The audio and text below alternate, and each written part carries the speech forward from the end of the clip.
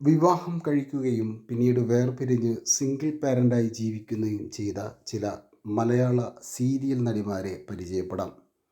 Varada. Serial നടനായ Jisin മോഹനെയാണ് Varada വിവാഹം കഴിച്ചത്. 2014 May 25-നായിരുന്നു ഇവരുടെ വിവാഹം. എന്നാൽ 2022 സെപ്റ്റംബറിൽ ഇരുവരും ബന്ധം വേർപിരിഞ്ഞു. ഈ ബന്ധത്തിൽ ഇവർക്കൊരു മകനുണ്ട്. മകനോടൊപ്പമാണ് വരദ ഇപ്പോൾ ജീവിക്കുന്നത്. മഞ്ജു പിള്ള. നടൻ മുകുന്ദനുമായുള്ള വിവാഹം വേർപെടുത്തിയ ശേഷം മഞ്ജു പിള്ള രണ്ടാമത് വിവാഹം കഴിക്കുന്നത് ക്യാമറമാൻ സുജിത് വാസുദേവനെയാണ്. 2010 ഡിസംബർ 23-നായിരുന്നു ഇരുവരുടെയും വിവാഹം. എന്നാൽ 2024 മാർച്ചിൽ ഇരുവരും വേർപിരിഞ്ഞു. ഈ ബന്ധത്തിൽ ഒരു മകളുണ്ട്. മഞ്ജു പിള്ളയ്ക്കൊപ്പമാണ് മകളുള്ളത്. നിഷ സാരംഗ്.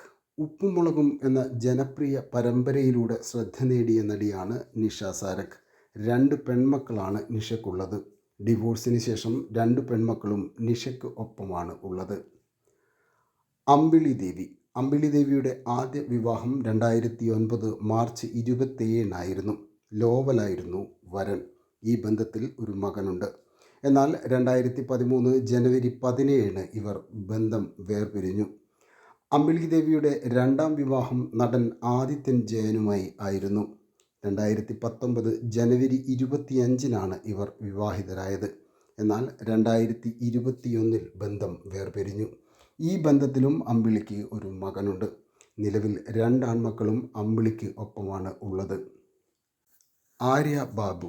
ബഡായി ബംഗ്ലാവ് എന്ന പരിപാടിയിലൂടെ ജനശ്രദ്ധ നേടിയ താരമാണ് ആര്യ ബാബു. 2008-ലാണ് താരം വിവാഹം കഴിച്ചത്. രോഹിത് സുശീലൻ ആയിരുന്നു വരൻ. എന്നാൽ 2018-ൽ ഇരുവരും ബന്ധം വേർപിരിഞ്ഞു. ഈ ബന്ധത്തിൽ ഒരു മകളുണ്ട്. ആര്യക്കൊപ്പമാണ് മകളുള്ളത്. അനുശ്രീ ആരവ്. ബാലതാരമായി അഭിനയം തുടങ്ങിയ നടിയാണ് അനുശ്രീ. വിഷ്ണുവിനെയാണ് താരം വിവാഹം കഴിച്ചത്. ഇവർക്ക് ഒരു മകനാണുള്ളത്. ഈ ബന്ധം വേർപിരിഞ്ഞ ശേഷം താരം ഒറ്റയ്ക്കാണ് മകനെ വളർത്തുന്നത്. രേഖ രതീഷ്.